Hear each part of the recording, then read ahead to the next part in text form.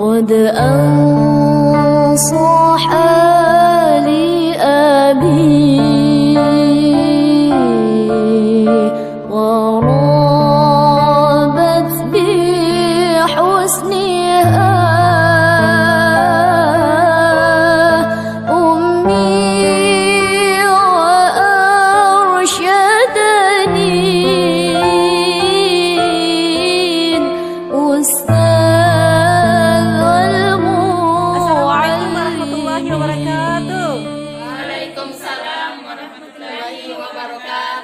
Alhamdulillah luar biasa hari ini walaupun hujan deras kita tetap hadir untuk menghadiri majelis ilmu dalam komunitas literasi perennial Endrekang atau literasi perennial Community of Endrekang yang hari ini merupakan pertemuan kelima tahun 2022. Hari ini hari Selasa tanggal 14 Zulqa'dah 1443 Hijriah atau tanggal 14 Juni 2022. Tadi kita alhamdulillah sudah membahas tentang istilah ad-din dan syariat, kemudian syariat dan fikih. Alhamdulillah kita sudah memahami semua ya. Oke, semangat. Semangat. Ya, insyaallah amin. Demikian wassalamualaikum warahmatullahi wabarakatuh. Waalaikumsalam warahmatullahi wabarakatuh. Ya, sambil salawat ya. Salatullah salamullah ala toha rasulillah. Salatullah salamullah ala yasin habibillah. Oke. Jadi ad-din itu adalah agama. Dalam konsep Islam adalah agama. Agama itu apa? Sebagai petunjuk. Ad-din adalah agama. Agama sebagai apa? Petunjuk dasar ya, petunjuk dasar yang bersifat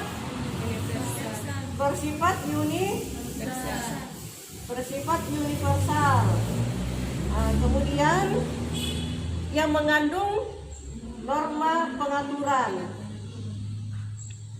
atau pengaturan. Gitu ya, begitu caranya menghafal ya, biar mudah.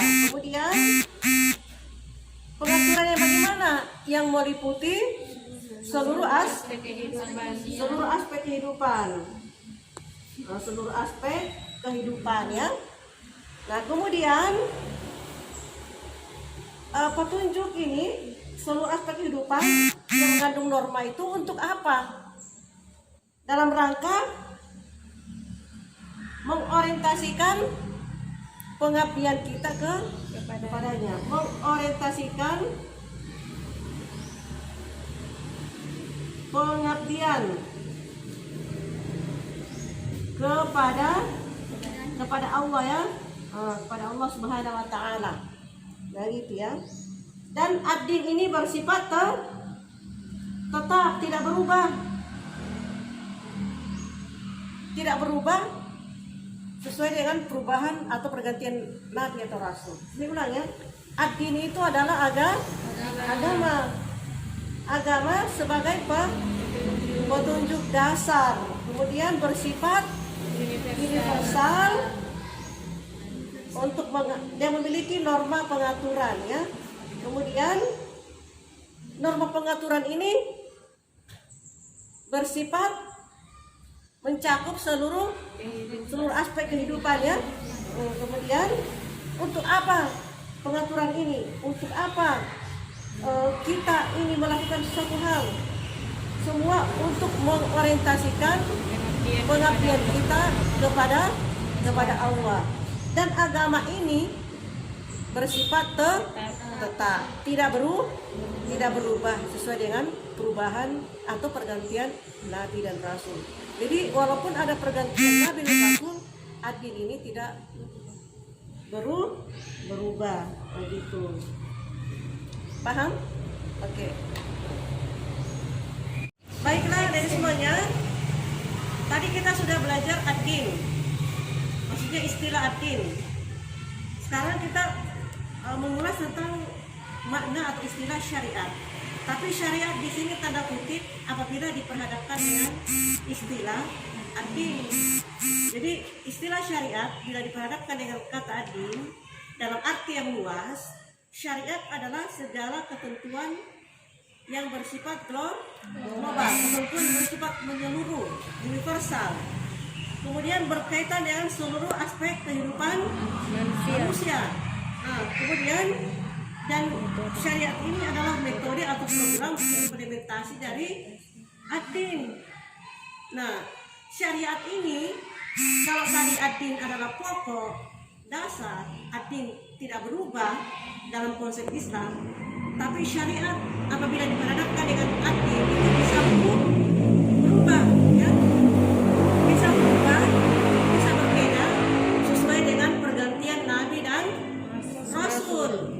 Nah, contohnya dari misalnya syariatnya Nabi Musa itu tertuang dalam kitab Taurat. Kemudian pergantian rasul, kemudian datang Nabi Daud. Jadi Taurat itu berlaku sampai datangnya Nabi Daud, dan Nabi Daud itu syariatnya tertuang dalam kitab Zabur. Kemudian pergantian Nabi dan Rasul lagi sampai ke Nabi Isa. Jadi Zabur itu berlaku sampai datang Nabi Isa, tertuang syariatnya Nabi Isa tertuang dalam Injil. Kemudian datang Nabi Muhammad SAW menyempurnakan syariat Nabi sebelumnya. Itulah syariat Islam yang tertuang dalam Al-Quran. Itu ya maknanya ya. Jadi syariat ini bisa berubah sesuai dengan pergantian Nabi dan Rasul, tapi ad-dinnya itu tetap. Paham ya? Istilah ad-dinnya itu tetap. Tapi syariat apabila diperhadapkan dengan ad-din itu bisa berubah. Tapi ini semua adalah pengaturan. Oke, sudah mantap? Paham ya? Oke.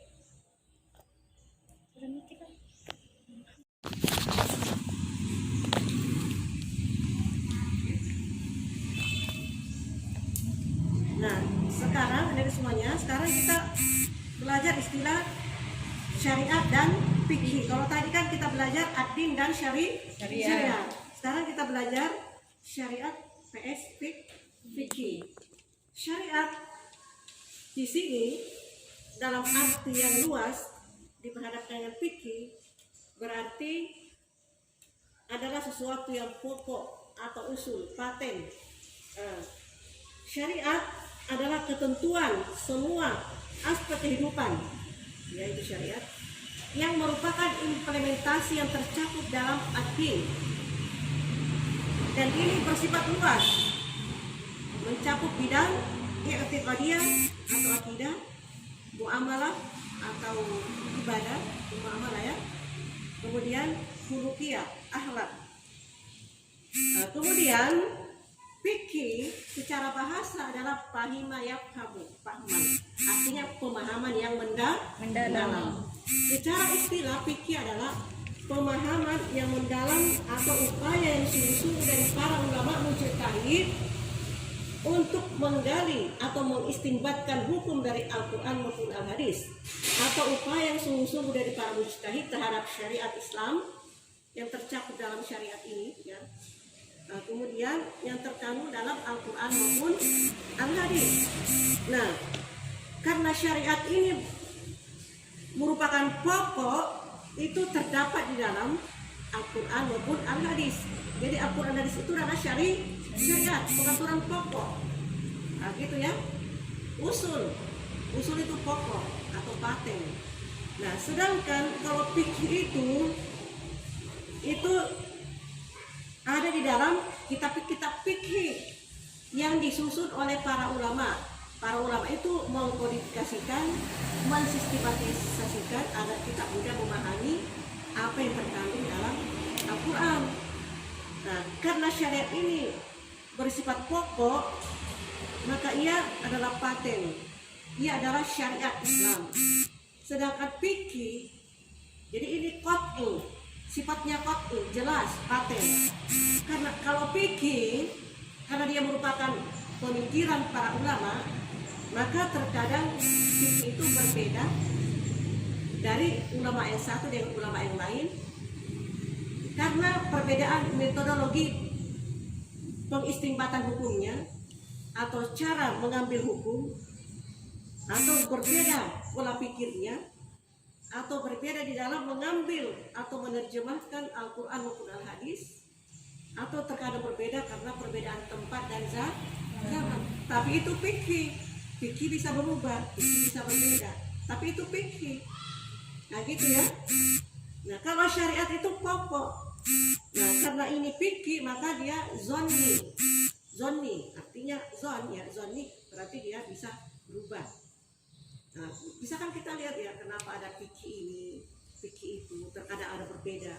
Tapi itu fikih.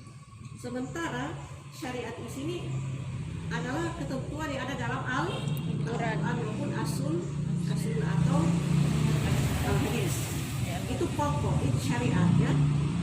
Nah, sedangkan fikih itu adalah pemahaman terdapat di dalam kitab-kitab fikih. Sudah paham sampai sini?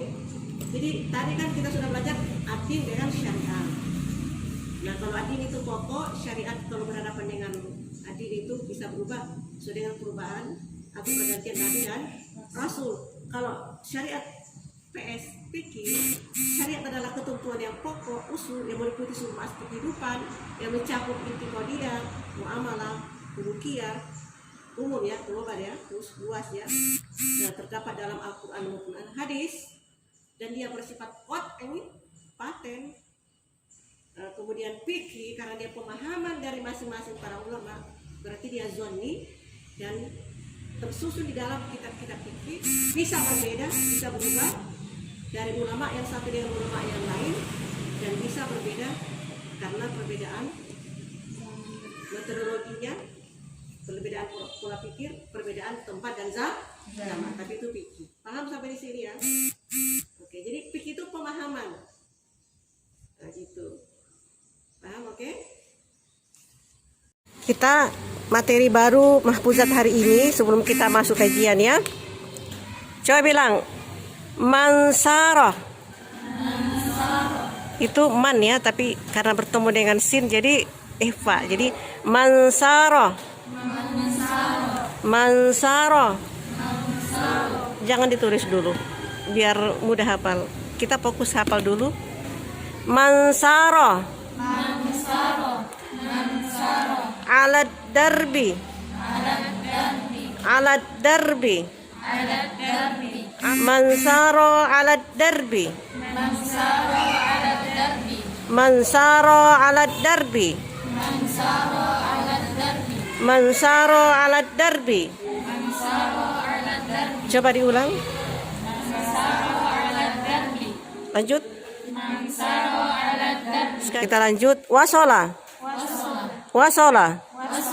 Mansaro alad darbi wasola. Mansaro alad darbi wasola. Kira-kira sudah hafal ya, insyaallah ya. Nah, sekarang terjemahannya. Man artinya barang siapa. Saro artinya berjalan. Saro jangan ditulis dulu karena nanti akan ditulis sendiri ya. Ada waktunya untuk menulis biar mudah menghafal ya. Biar mudah masuk ke dalam jiwa kita.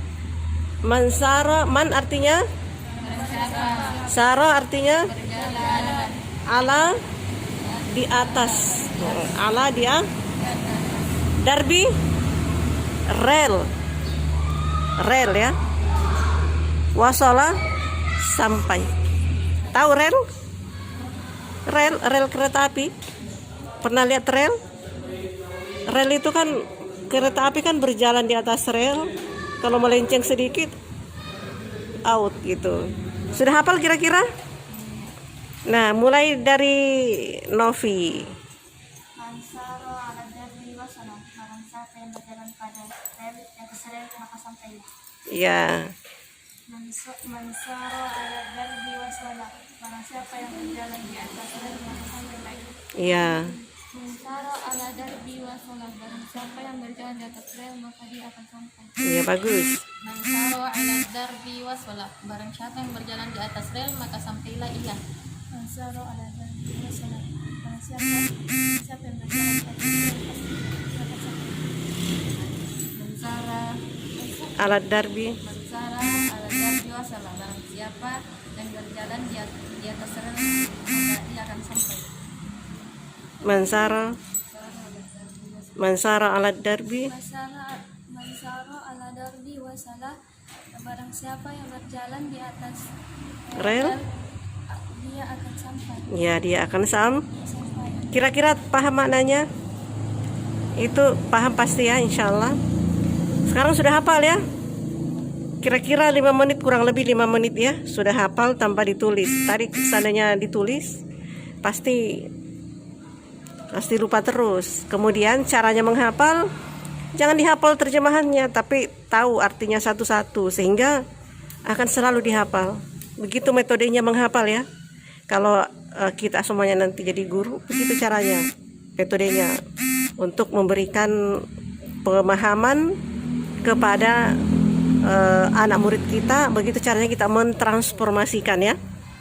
Jadi jangan langsung ditulis gitu ya, tapi metode langsung begini.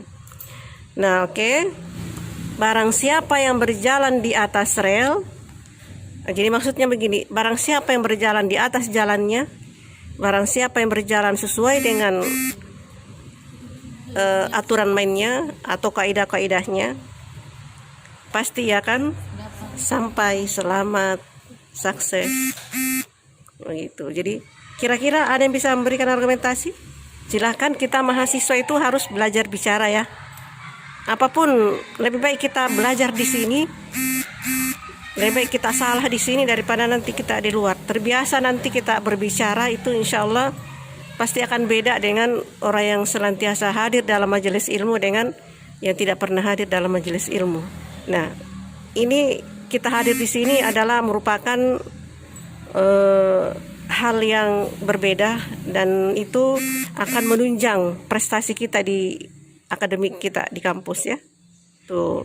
Jadi kalau kita berusaha untuk belajar dengan baik, kita berusaha untuk meniti jalan kesuksesan, kita berproses, pasti kita akan sampai, pasti kita akan sukses gitu ya. Jadi usaha itu kan tidak akan mengkhianati hasil ya, atau bagaimana Kak?